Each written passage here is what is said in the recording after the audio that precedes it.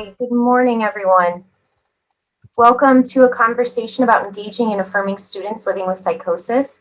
The speakers for this morning's session are Crystal N. Donovan, a first consultant and trainer in the Best Center at Neomed, and Nicholas Dunlap, a first consultant and trainer in the Best Center at Neomed. Nick and Crystal, I'll go ahead and hand it over to you so we can get started. Great. Thank you, Ashley, for that introduction.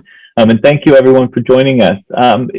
Before we get started, Crystal and I really like to know who's joining us today. So if you wouldn't mind using the chat, just let us know who you are, where you're from, and what your role is, and just so we can kind of keep an eye on and know who's with us.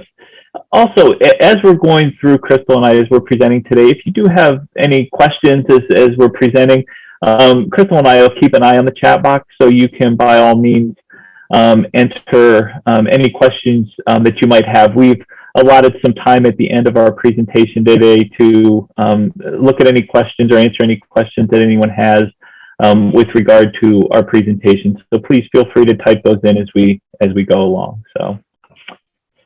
So we are part of the Northeast Ohio Medical University Department of Psychiatry. So Northeast Ohio Medical University, or Neomed Department of Psychiatry, is home to 3 centers of excellence: the Criminal Justice Coordinating Center of Excellence, the Ohio Program for Campus Safety and Mental Health, and the Best Practices in Schizophrenia Treatment, or the BEST Center. All 3 centers partner with a wide variety of community organizations. We provide training, education, technical assistance to improve local programs and practices and services for those with serious mental illnesses in Ohio. And so the centers advocate at the local and state, national level as well to support implementing these practices and programs. So Crystal and I are part of the BEST Center, and the BEST Center was established at Neomed in 2009 by a generous grant from PEGS Foundation. And the mission of the BEST Center is to promote recovery, improve lives, disseminate effective treatment and best practices, and assist in the delivery of state-of-the-art care for people affected by schizophrenia, so individuals and their loved ones as well. We provide training, consultation, technical assistance to community mental health agencies so that agencies can provide best and promising practices in schizophrenia treatment. So just in the interest of time, I'm not going to touch on all of the practices of the BEST Center. Towards the end of our presentation today, Crystal will touch on FIRST, which is the Coordinated Specialty Care for First Episode Psychosis program at the BEST Center, and also some other first episode psychosis treatment programs in Ohio. She will kind of highlight where some of those are located, but so these are some of the practices that are present as part of the BEST Center. So talking a little bit about and kind of providing an introduction to education and mental illness, really what I'm hoping to do today in my portion of the presentation is to give a little background and provide some information as it pertains to, how we can improve access for individuals dealing with mental health issues and get them the care that they are looking for and that they need oftentimes. And so taking a look at any college or university at any given moment, there are probably a lot of individuals, a lot of students that are struggling with mental illness. And many of them are not engaging in any type of mental health care. And a large majority of those students are going to be students of color. And you'll see the Steve Fund cited here.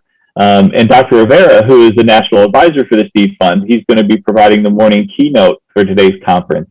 And the Steve Fund states that students of color are less likely to seek help when they're depressed, twice as likely to say they are less prepared emotionally for college than their peers, and they're a third less likely to complete college. And so it kind of puts the issue front and center. Not only do we want to try to improve access for individuals dealing with mental health issues, but we also want to try to get out to those individuals, those students that really need the care and being able to identify those individuals and hopefully trying to make access a little smoother for them. And it kind of gets at when you think about the challenges that sometimes campus services experience when trying to provide assistance and care with individuals dealing with severe mental illness. And a lot of it is based on perception. Maybe if I wanted to utilize the word stigma as well, that, you know, the idea that someone dealing with severe mental illness has issues with motivation or concentration, social interaction. And so it does create some obstacles and some barriers. And Salsa and colleagues, they shared some barriers that were identified by those individuals that were receiving care and academic support. And they identified specific obstacles, if I can use that terminology. So over half reported feeling embarrassed or bothered about disclosing their disability to faculty. Over half reported a fear of being stigmatized by faculty. A little less than half reported that faculty were uncooperative or unreceptive. A little over a third reported difficulty identifying which accommodations were appropriate and reasonable. And then a little less than a third reported challenges in obtaining, you know, the proper documentation to receive the support. And that's where I think it can be really important in having partnerships with individuals that are receiving services in the community, at a community mental health agency, who can certainly help students to identify the materials that they need, get the information that they need to the appropriate services on campus. And so there are those barriers that even when individuals dealing with mental health issues, they do receive the care, there are still some obstacles, things that make it difficult for them to be able to receive the accommodations that they're looking for. So when we're thinking about mental illness, and specifically talking about first episode psychosis, we'd like to think about those late teens to mid-20s, college age, and I think about myself, and I think back to those years, and they were good times. There were also a lot of stressors and a lot of life events and a lot of things that come up in individuals' lives during those years. You think about things like moving out on their own, you know, maybe starting college, changing friends, changing identity. There's a lot of experience that individuals have, and so a lot of life changes. And so when we think about that, and we think about individuals on college campuses or attending college, they're dealing with those stressors, good and challenging, right? And so we want to keep that in mind when we think about individuals that are experiencing that initial onset of psychosis. And just want to kind of touch on the word psychosis. You know, it's Crystal and I are consultant and trainers for a program that has the word psychosis in the title. And so oftentimes when we're talking with individuals with lived experience, they share with us, yeah, we don't care for that term very much, psychosis. And so as you're maybe talking with an individual or you're meeting with an individual, you know, having that common language, helping them to identify what they believe that they're experiencing or how they would word what they're experiencing. The thing that we like to emphasize when we talk about psychosis is that it affects everyone. Everyone is susceptible. It can be, and it is, experienced from individuals from all walks of life. And so it's important to keep that in mind as well when we talk about psychosis, that it's not a specific group, it's not a specific culture, it's everyone is susceptible to experiencing psychosis. So when we talk about early symptoms, and one of the things to highlight with this is that a lot of times when individuals are experiencing these symptoms, and I'll touch on this in a little bit, there's a lot of confusion. You know, individuals that are in their late teens to mid-20s are having a lot of life events, a lot of things going on, right? So they're already dealing with a lot of stressors. And then if psychosis symptoms come on, it's just one more thing that they're dealing with, that they're confused about. They're not sure what's going on. And sometimes that can lead to isolation.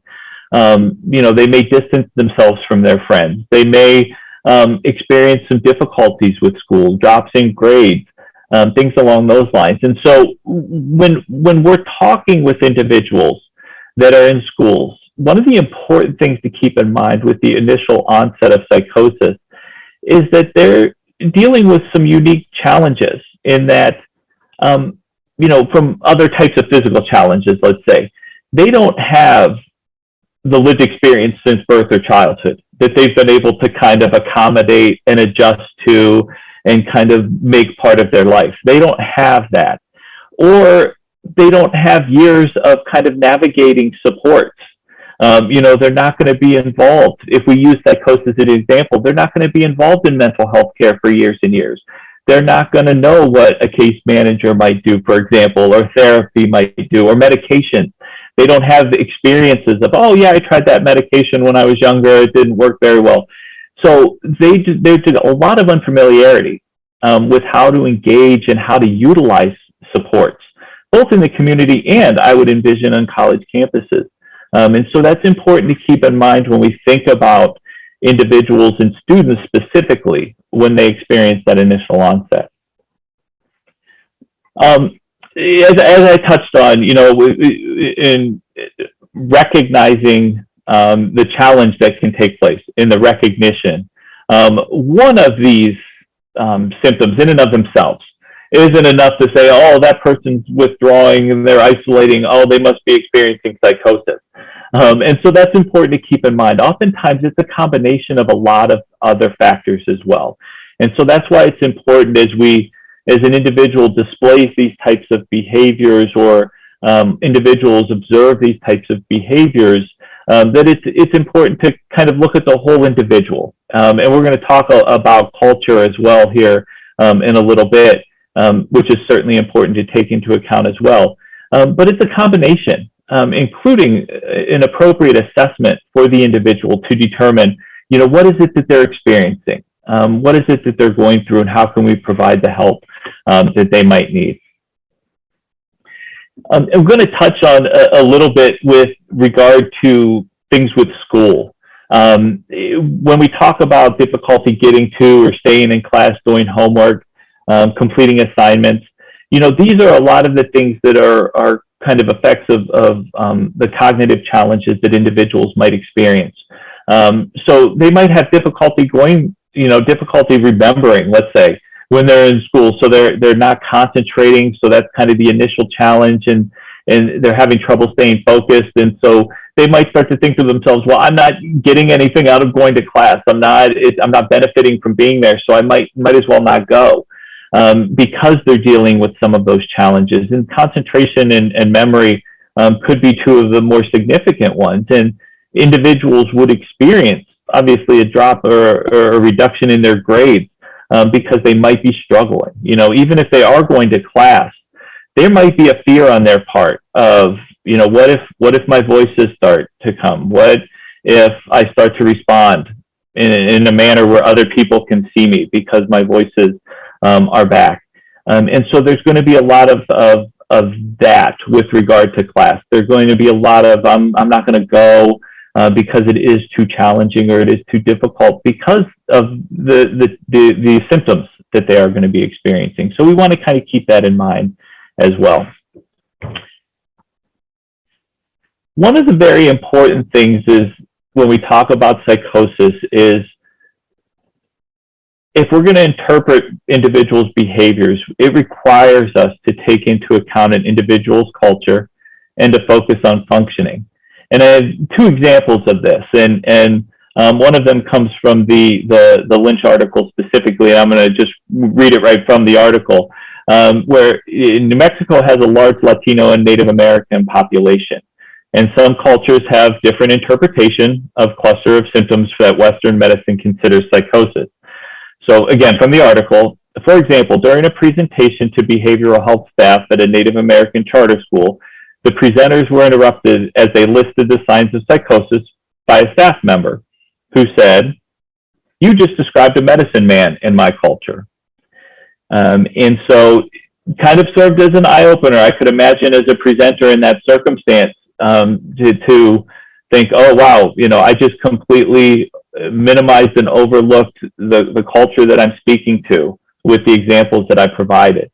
Another example that I had, I was at a presentation where they were talking about working with the Latinx population in first episode psychosis programming. And there was a young girl, to go back, she was born shortly after her grandmother had passed away. So it was a very short period of time. And from the time that the young girl, as she was raised, the family instilled in her that, you are a reincarnation of your grandma. You are going to sometimes speak. Grandma's going to be speaking through you. And it was something that the young girl kind of took on as part of the culture and as part of the family. Later on in this young girl's life, she started to experience some challenges. And so the family had brought her to the community mental health agency that these presenters were from. And as they were assessing, this information was shared about the grandma and the individual, the young girl being born shortly after the grandmother passed away. And the therapist at that time didn't include that. It wasn't problematic for the girl. It didn't interfere at any point in her life, kind of this belief that grandma was part of her and that she was living a kind of a reincarnated version of grandma. So the therapist said, you know what, that's not a psychosis symptom. That's cultural specific for this family. And it wasn't problematic. So when we think about symptoms and when we think about things that individuals are displaying, we always want to take culture into account, and we always want to look at functioning and how it is impacting an individual's life in any way, shape, or form.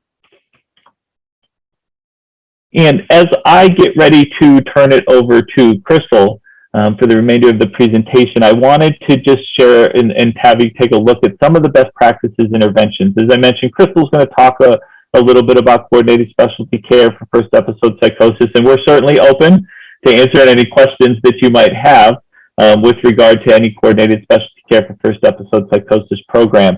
But looking at other ways and other interventions that can be helpful when individuals are experiencing that initial onset of psychosis is important, and to take those into account as well.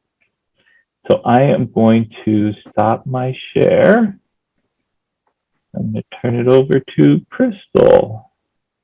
Thank you, Nick. Thank you for always doing such a thorough job of explaining those signs and symptoms. I am going to talk a little bit about barriers and stigma regarding psychosis. Psychosis has been considered one of the most highly stigmatized conditions. So typically, when I'm in a room, I introduce myself as a social worker first. And I've been a social worker a long time. I'm not going to tell you how long, but it's been a long time.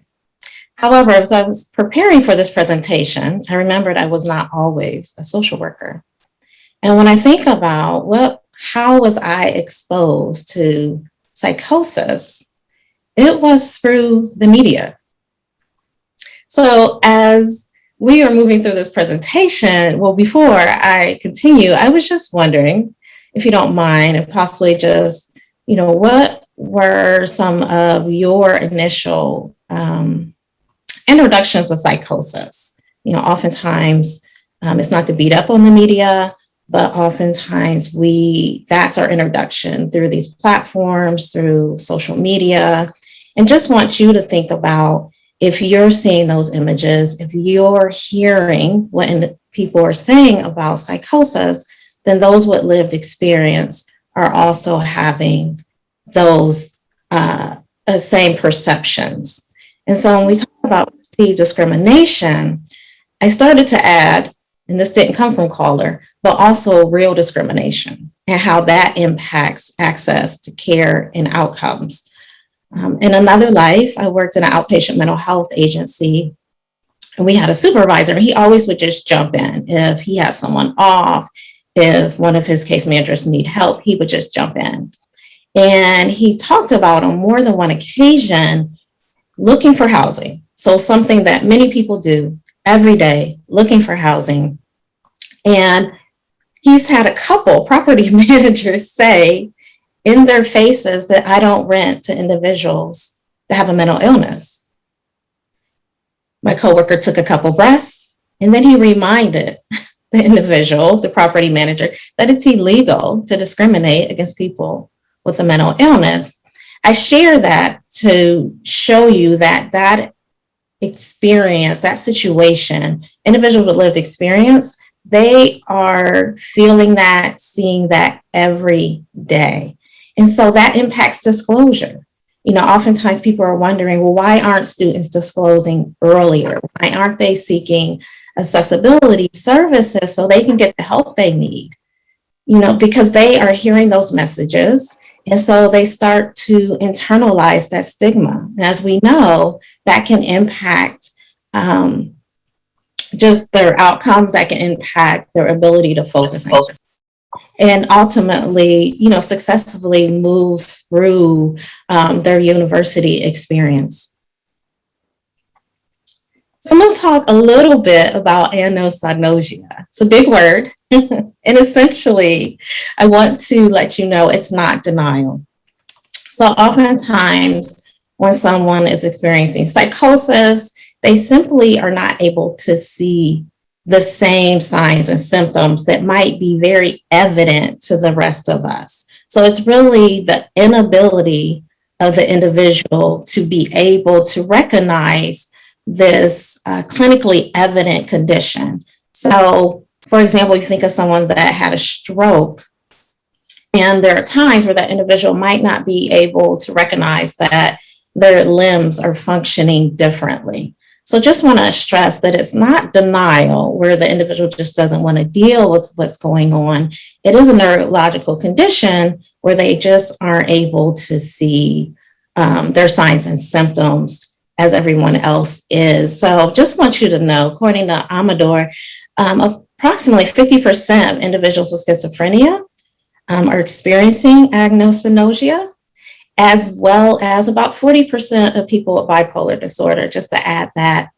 So Dr. Amador focuses on motivational interviewing, just old school motivational interviewing, and where hopefully the student can focus more on their goals, their treatment options, and not the diagnosis. He talks a lot about just our ability to listen, to be able to empathize, to agree. It doesn't mean that we're necessarily agreeing with a certain belief. We're just agreeing that it's causing some stress or causing some disruption in functioning for the student. And also partnering. I talk a lot about partnering. We really have to get to the place where we are lowering that hierarchy. And so that it is truly a partnership if we want individuals to continue to actively engage in services. We did want to stress concerns with police involvement. And as we look at Myers et al., this article came out in 2019, so this isn't new. And there is documented research that many young adults, they express some distress over police being involved in their mental health treatment.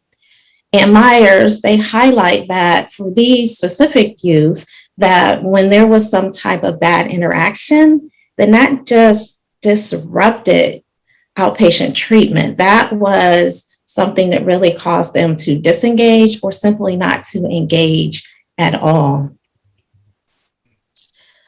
Another Myers and Ziv, they also talk about this young person specifically.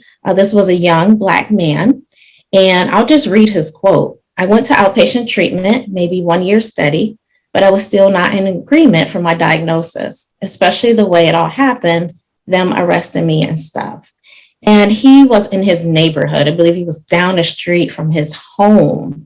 And so this experience essentially kind of set a trajectory of this individual being in and out of treatment, spending significant amount of time over about a decade of being actually disengaged in treatment. So just thinking about, that's why Nick and I talk a lot about early intervention. If we can recognize some of the signs and symptoms, if we're coming from an affirming and culturally sensitive place, that we can begin wrapping services around young adults. And so they are engaging treatment earlier and hopefully avoiding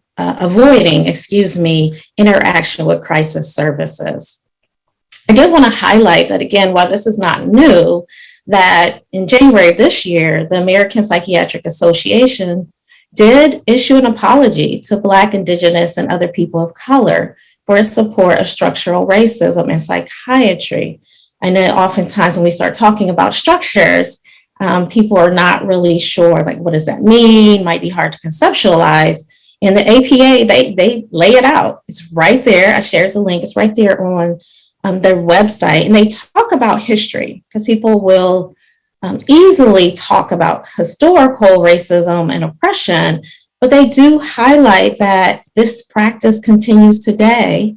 An example of that is the racial discrepancies in schizophrenia diagnosis, which can lead to misdiagnosis, overdiagnosis. So what we know is that Black individuals significantly more likely than non-Latino white people to be diagnosed with schizophrenia.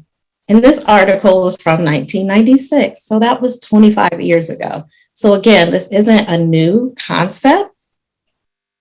However, Gara et al., so then they wanted to ask, so looking at, well, what is being missed? Why are individuals being misdiagnosed, have a mental illness, but what is going on? So essentially, they were asking, would African Americans with a diagnosis of schizophrenia be more likely than similar diagnosed white people,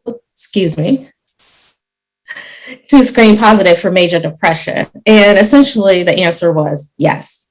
And so, Gara et al., what they were discussing and wanting to know is, how were these mood symptoms being missed? According to Gara et al., they were expressing that typically with schizophrenia, you are looking at excluding all other diagnoses, which would include diagnosis related to mood symptoms. So their concern is that the mood symptoms are not being emphasized, and as a result, people are being misdiagnosed as having schizophrenia. I do want to stress, when I'm talking to people in my community, when I'm talking to people in my family, is that it is a both and situation. So yes, we want to talk about and address the misdiagnosis. However, there are Black individuals living with psychosis in our communities, and we want to start thinking about how we can increase access. And again, I'll just continue to stress throughout the presentation, not just access, but once they get there, are we affirming? Are we providing the accessibility services they need on universities? So in our efforts to address the misdiagnosis, we don't want to perpetuate the stigma around psychosis. Which is a good transition now to talk a little more about culture and race considerations. And this is one of my favorite quotes. And it's really just about looking at culture and how it's not just about how it shapes one's experience, but also the very way we conceive of illness. So again, really looking at individuals within their multiple identities and recognizing that their expectations for treatment, as Nick mentioned earlier, when he specifically gave examples in regards to Indigenous cultures or Latinx cultures, might be different than our expectations. So we really try to stress cultural humility. So as you're working with students from multiple identities, for me, the reason this is so important for multiple reasons is that when people look at students or other individuals with psychosis, they oftentimes just put them in a box. And so it's always they're othered. And so these students with psychosis, opposed to stepping back and looking at them for the individuals and looking at their identities, such as we all have a racial identity, a nationality, a gender identity, looking at possibly this person has a faith identity, possibly the student speaks a different language. So really want to be able to step back and provide whatever service, whether it's accessibility services, counseling services, really meeting the individual, the student where they are. So the three factors involved in cultural humility, lifelong commitment to self-evaluation and critique, and hopefully that is why you are here this morning, right? Ongoing learning. When I think about trainings that I participated even 5 years ago, language is constantly changing and evolving. And so I've recognized that, I need to do some additional training, education, talk to individuals with lived experience so that I'm staying current and relevant. Again, we really think it's important to be able to fix those power imbalances and looking at developing partnerships and advocacy. I really like this slide. It's important. When I listened to that Latinx presentation that was mentioned earlier, I really appreciate that the clinicians focused on that the student, the young adult, is the expert of their own life experiences. Sure, the clinicians have a body of knowledge, they have some skills to possibly, help the student reach their goals. And so ultimately, again, looking at that partnership and how we can figure out what the student wants, what they need, and help them successfully navigate their university experience. Cultural humility is larger than the individual self. Really want to focus again on the community because students aren't just within the four walls of the institution. Oftentimes, they also become part of the community. And that is, using those community partnerships can help you advocate within your institution. An example is that here at Neomed, there were some students and they wanted to have, so within our counseling services, they wanted individuals that look like them. They wanted individuals that maybe didn't necessarily share the same gender identity, but individuals that had some experience with working with students that were part of the LGBTQ plus community. And as a result of that, there was a partnership that was created. So advocacy, which I'm really proud of these students advocating for themselves, individuals listening, and then also then partnering with the students as well as this community provider so that the students are able to have what they need. Julia Fernandez, they are everywhere. They are a peer advocate. They are also ISPS US board member. If you want to know what ISPS stands for, I always have to write it down because I simply don't remember. The International Society for Psychological and Social Approaches to Psychosis. And Ajosia uses they, she pronouns, so oftentimes I'll go back and forth. Ajosia has talked about her experience as being gay, non-binary, Latinx, living with psychosis in a college setting. And they initially talked about when seeking help that it was a challenge. They talked about being asked, are you sure you're non-binary? They talk about having to explain racism and what it is to be Latinx in this region. And their exact words were, there was no healing happening in these sessions. However, Ajosia did return to school and they credit their peer support community. So that's something we haven't necessarily talked about, but peer support can be very healing, it can be very supportive. Through that, through her community, they provided just some practical techniques. And that is the thing that helped Ajosia graduate magna cum laude. And I think it's just a good example of an individual with multiple identities. And initially, people not being able to help her cope with her psychosis. Nonetheless, she persevered. And again, is now a big advocate and is serving on this major board. Also, as we talk about healing spaces, I thought about this quote, and this came from a Jones et al. Article that just came out this year. And looking at the AAPI community, and we know there's been significant, I mean, it's always been there, but significant discrimination against this community in the last year. And this scenario was really about the belief in reincarnation and about ancestors. So ancestors are important in a lot of communities.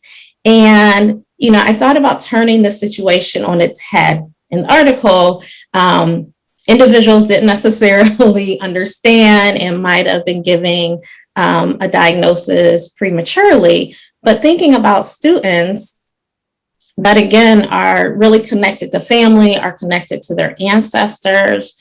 A lot of it, again, is just that open-ended questions and follow-up, but also a willingness to learn their stories. And to also recognize how their understanding of psychosis fits into their experiences. And again, expectations. Expectations are so important. You know, someone that is having that connection with their ancestors, they're not necessarily coming for assistance to get away from that experience. They might just, you know, be having difficulty staying focused in class, or they might be talking about some depression, some anxiety they want to address through counseling services, but not necessarily wanting to get rid of those experiences. And so when I look at the box at the bottom, I also think about agilsia and how we want individuals to share, but it's helpful to do some of our own homework before, so that the student doesn't have to be the teacher of all things of their counseling, and essentially can come in and be in a place where they can share their particular experience within their bigger culture. I do recognize, again, as I see counselors and seeing individuals from the accessibility office, that diagnosis does come up. There are times that we have to talk about a diagnosis. I also used to teach at a local university, and as an instructor, I would not email the diagnosis, but if someone came to me and, you know, wanted another accommodation, maybe outside of what was requested, oftentimes, you know, it would come up, even if it wasn't necessarily the diagnosis, signs and symptoms. And so regardless of your role, just having a conversation with the student that, you know, here's this paperwork, we have to have a diagnosis, but that's not going to be our focus. Again, we want to really focus on functioning and focus on the goals of the student. You know, we want to be responsible for arousing, you know, our genuine curiosity, and really ultimately so that you and the student are able to connect through your different lived experiences. So in summary, we ultimately, again, want to validate the student's experience. We always want to approach with cultural humility and openness. And we also want to be able to create these spaces within the context of their belief system. Because this slide, I've been sharing it all over the place. I really want you to know that many students, you know, recovery happens for them, and it's going to look different for every individual, but individuals, students, they are finishing school. There are times they have to take a break, but then they go back and they graduate. They are getting jobs. They are having meaningful relationships. And so just want you to know that the list goes on, and hopefully that, you know, we have whet your appetite and that you'll want to know more and that you'll be able to share the good news. Just a couple quotes. I think this is one of my favorites just because it's just so pointed. You know, individual is saying that this is what they needed. A lot of people ask why I'm doing it, but it's what I want to do and it's what I know I can do. Not everything that's faced can be changed, but nothing can be changed until it's faced. And Nick talked about, look, in the state of Ohio, looking at early psychosis, looking at coordinated specialty care programs, and just sharing something to think about if you have a student and you're looking at, age range. Are they showing some of those signs and symptoms that Nick talked about earlier? Not expecting anyone to actually diagnose the individual, but maybe you're seeing some of those signs and symptoms. And so what we've shared here is some information through Ohio MASA's website. This map shows coordinated specialty care programs throughout the state. So here at Neomed through the Best Center, we have a program that we call FIRST, but also want to acknowledge the programs through the Ohio State University. And there's definitely room to grow. But again, want to provide you some information. There's some other information, so if you don't have a program in your area that will guide you in another direction. So you can visit the website, or you are definitely free to call. And if you want further information, if you have questions or concerns, we always want to make sure you know how to find our contact information. So I just want to thank you. Thank you for being here this morning. I think we have about 5 minutes left if you have any additional comments or questions.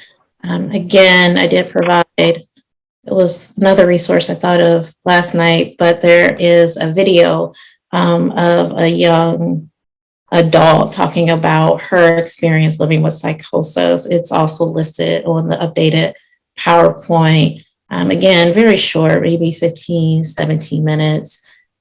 She talks about just the range of experiences of being in college.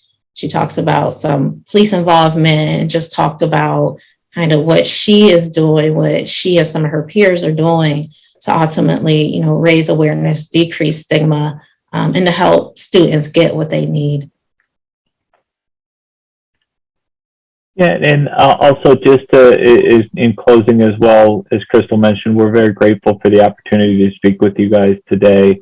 And our contact information is in the PowerPoint, our emails, our phone numbers. And so if after kind of getting done with the conference today, if anything kind of comes to mind, or if you have any questions, please don't hesitate to send us an email. We can certainly respond to any questions or comments that you might have then as well. So that's why we include it. So don't hesitate to contact us if you do have any questions or concerns or anything. And thank you, Ashley. Been an amazing moderator. Thank you everyone again for being with us this morning. And I hope that you enjoy the rest of the conference.